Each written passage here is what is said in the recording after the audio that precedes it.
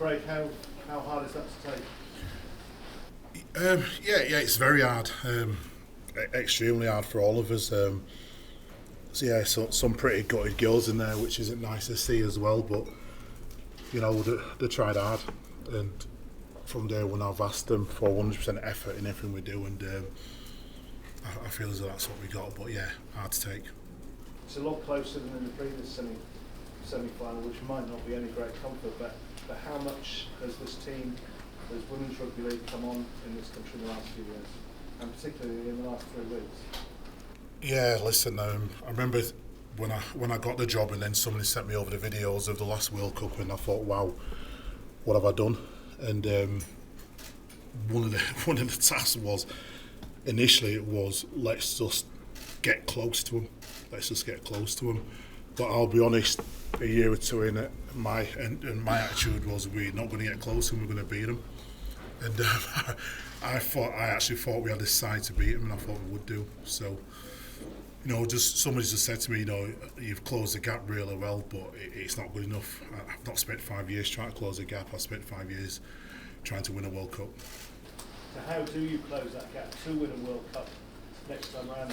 Is professionalism the answer, and how much closer do you think that we might be to that as a result of what the girls have done in this competition? It's hard to see how close we're going to be. There's there's one club that's made an announcement. I think you'll get a couple more shortly. I think at times the competition doesn't help. You have all the talent in 2 or 3 sides, which doesn't help. It needs to be spread more even. Well, it doesn't need to be spread more evenly. It needs to be more work done to strengthen the sides that are behind. Until you get to the stage where you have to fight for every Super League game, for a win, for a yardage, for a tackle, for a wrestle, until you get that, you're going to struggle to catch these guys. Because ultimately there were certain areas in that team where we had to work potentially a little bit harder than what the girls have ever had to do before. And, we obviously just came up short. Bristol Rose has just been here and has suggested that some of your team could play in the NRLW. Is that something that you're aware that has been discussed amongst any of them? And yeah. Is it something that you've tried to? No, I don't need Crystal to tell me that. I know that a lot of our players would go over there and thrive. But great clubs like York, St Helens, Wigan, Leeds are not feeder clubs for the NRL.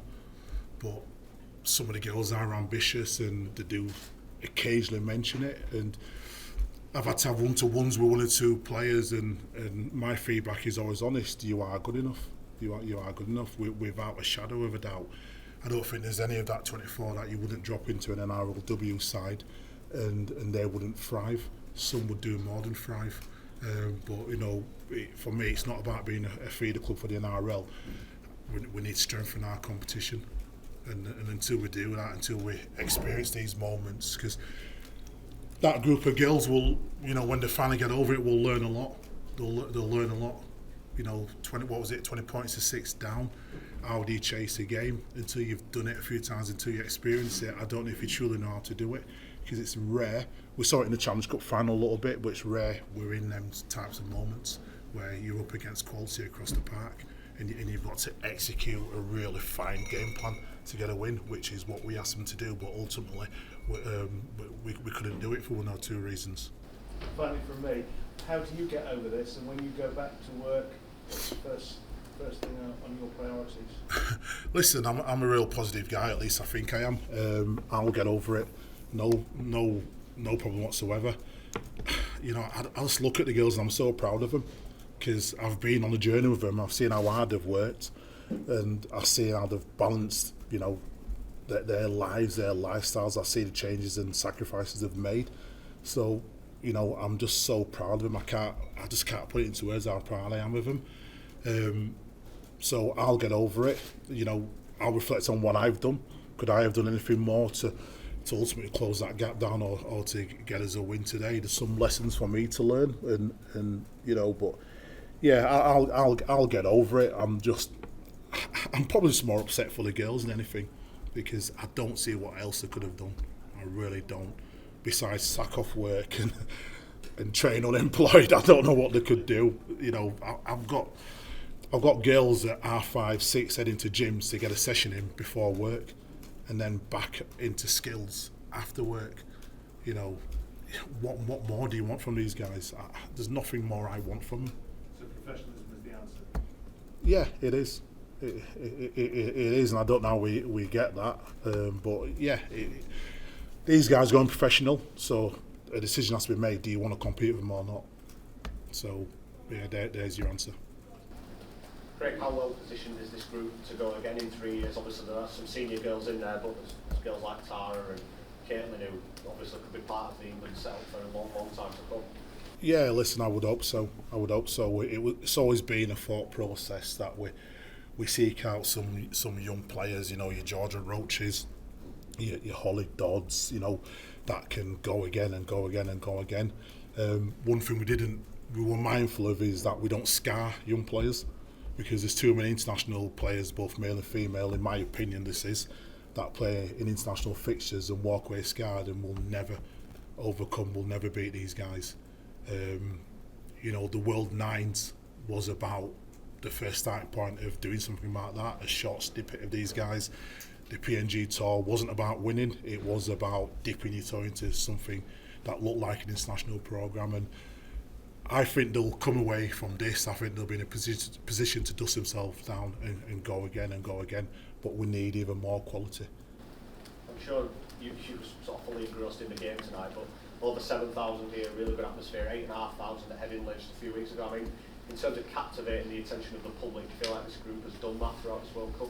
Yeah, I really feel they have. They've embraced that part of the game. We you know, we don't just talk rugby league. We talked about past players. We've had some of the past greats in, you know, the Lisa McIntoshes of this world. We've talked about the legacy that we want to leave behind, and that's been probably just as important as rugby league. We've talked about inspiring young players, young female rugby league players, young female sports people that might see them and want to take up the game.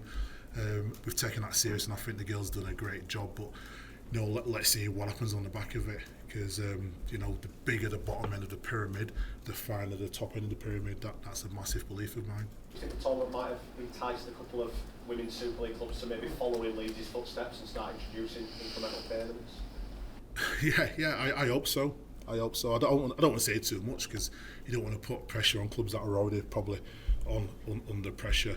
But yeah, you know, first and foremost, I think they deserve it, and I hope that's the way it goes. On the back of payment, being professional isn't about finances, it is about money, it's your behaviours. So I just hope the players that do get the financial reward embrace it and recognise what being professional is, because money isn't everything.